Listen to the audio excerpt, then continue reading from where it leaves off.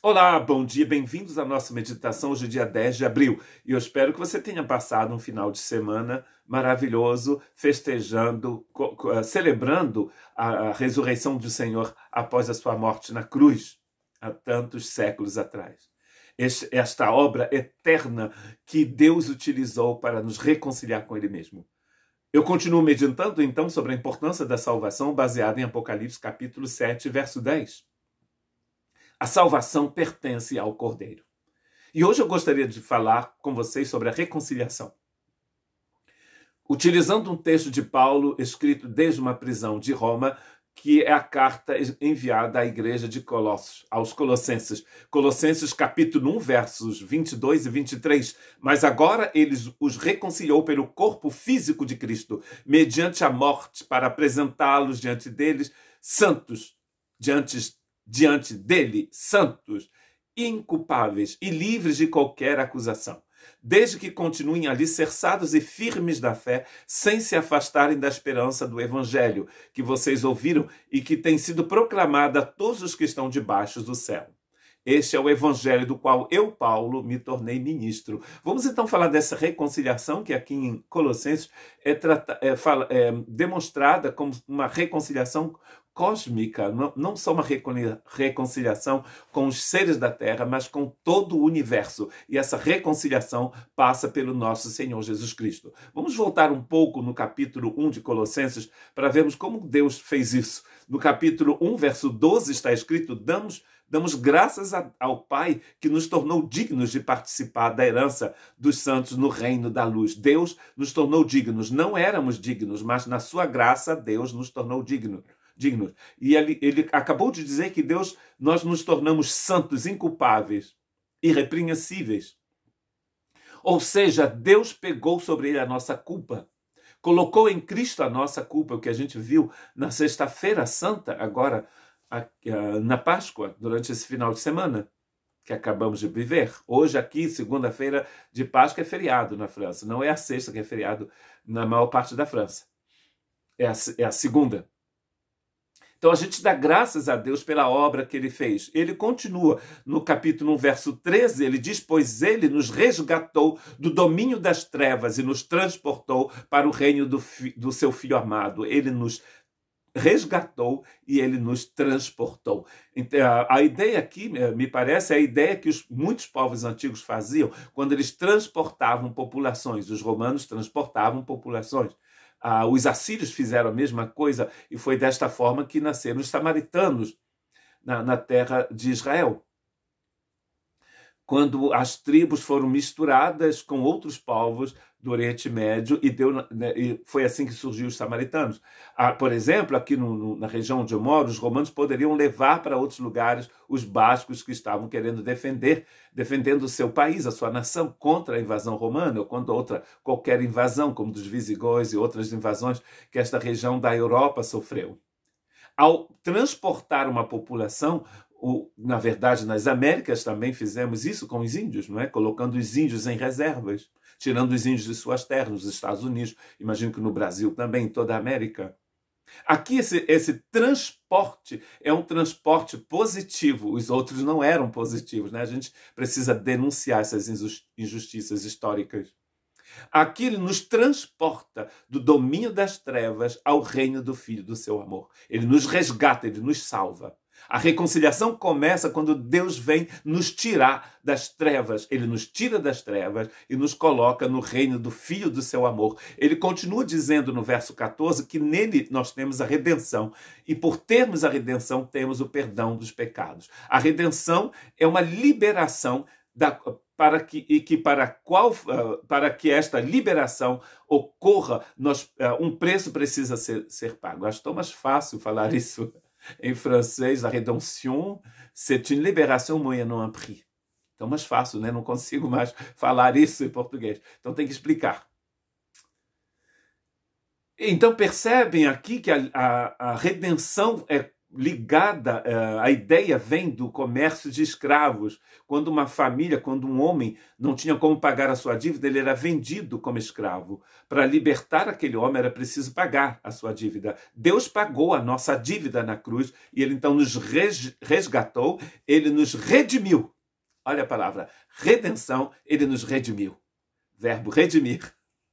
A gente se lembra ainda das coisas que a gente esqueceu, mesmo com a idade avançada. Percebe aqui que a reconciliação vem depois da redenção. Ele nos redime e depois nos reconcilia com ele mesmo. Ele continua então em Colossenses, agora ele vai explicar por que Jesus é capaz de nos redimir. Jesus não é um profeta qualquer somente. Ele não é somente um homem sábio, um homem que faz milagres. Olha o que Paulo diz sobre Jesus no livro de Colossenses, no mesmo capítulo, a partir do verso 15. Ele diz, ele é a imagem do Deus invisível. Quando você vê a Cristo, você vê a Deus. Ele é o primogênito de toda a criação. Ou seja, ele é o mais importante em todo o universo.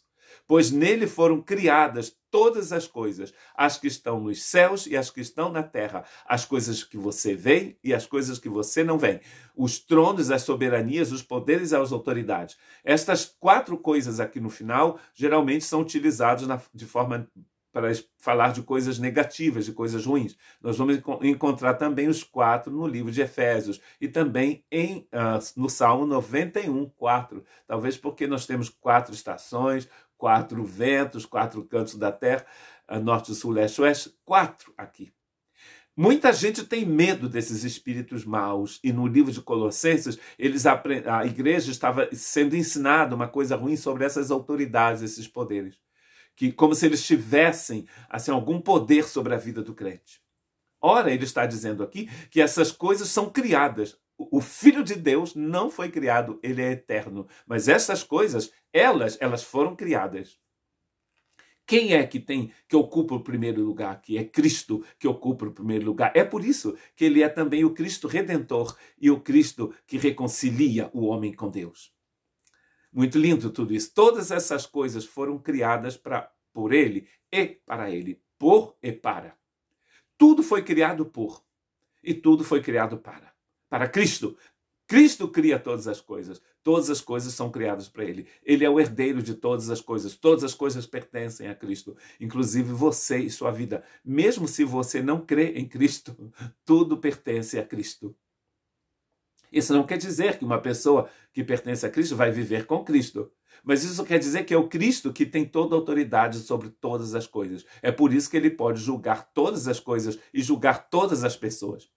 Cristo, diz o verso 17, é antes de todas as coisas e nele tudo subsiste. Esta mesma ideia vai aparecer no livro de Hebreus. Ele cria e ele sustenta. Ele cria e ele faz com que todas as coisas funcionem. Por exemplo, ele criou, não precisando sair do nosso sistema, a gente tem uma estrela que ela corre ao redor do centro da nossa galáxia, da Via Láctea. Enquanto ela está correndo, o Sol, a estrela está correndo em direção ao centro da galáxia, ela leva consigo os planetas, que eles estão correndo ao redor da estrela. E os planetas, alguns desses planetas, têm satélites. E nós temos um, que se chama Lua. E essa Lua está girando em torno do planeta. O planeta com a Lua girando em torno da estrela, a estrela com o planeta e com a Lua girando em torno do centro da galáxia. Olha que coisa incrível. Como que isso tudo funciona? Ele está dizendo aqui que é Cristo que sustenta todas as coisas. É Ele que faz com que tudo funcione.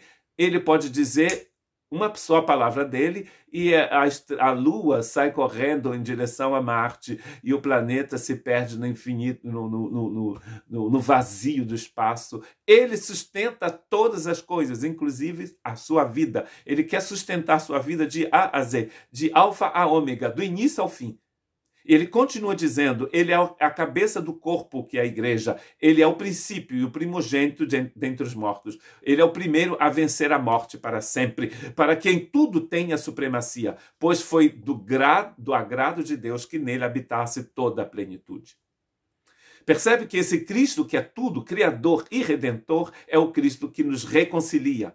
E, finalmente, os versos 20 e 21 de Colossenses 1, e por meio dele reconciliar-se consigo todas as coisas, diga em seu coração, Cristo tem poder para reconciliar todas as coisas, as que estão na terra, mas as que estão nos céus também, estabelecendo a paz pelo seu sangue derramado na cruz. Ele que reconcilia o céu com a terra. Antes vocês estavam separados de Deus e na mente de vocês eram inimigos por causa do mau procedimento de vocês. Deus quer te reconciliar com ele, consigo mesmo, através da pessoa de Cristo Jesus. Muito obrigado a vocês que têm assistido durante todos esses anos, desde o início da pandemia aqui na Europa. Os nossos vídeos, continuem compartilhando esses vídeos com quem vocês quiserem. E não se esqueçam, inclusive, de deixar um like no nosso canal. Isso tem nos ajudado muito aqui na proclamação do Evangelho de Cristo Jesus, aqui na Costa Basca francesa. Nós somos uma igreja batista, uma igreja francesa, de fala francesa,